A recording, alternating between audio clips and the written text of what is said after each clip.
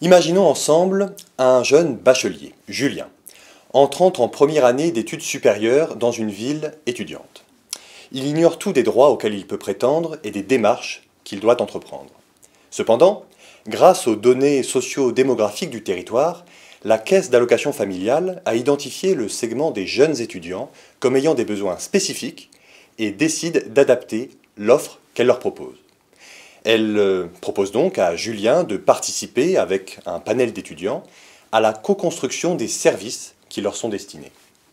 C'est ainsi qu'à la suite de cette démarche, à la rentrée suivante, une équipe d'agents de la Caisse sera présente sur le campus afin d'assurer l'information des étudiants et de recueillir leurs demandes, telle une caisse d'allocation familiale mobile. Tout ceci afin de lutter contre le non-recours aux droits et la réitération des démarches, en adaptant les offres aux besoins directement exprimés par les usagers.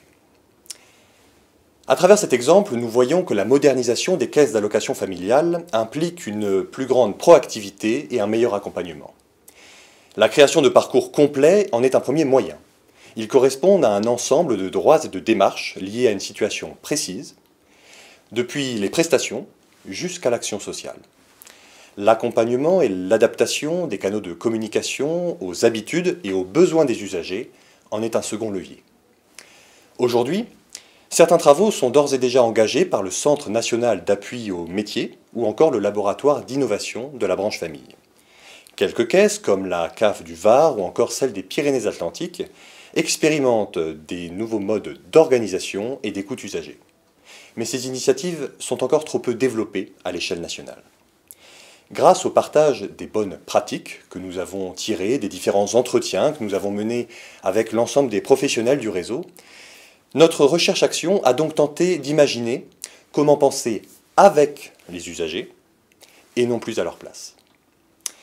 En ce sens, afin de systématiser la co-construction et de réellement replacer l'usager au centre de la branche famille, nous avons identifié un certain nombre de propositions afin de formaliser les objectifs de la branche en la matière, de structurer, modéliser et systématiser les processus de co-construction, se doter des ressources humaines et institutionnelles nécessaires et développer l'association des différents acteurs du réseau, agents comme partenaires.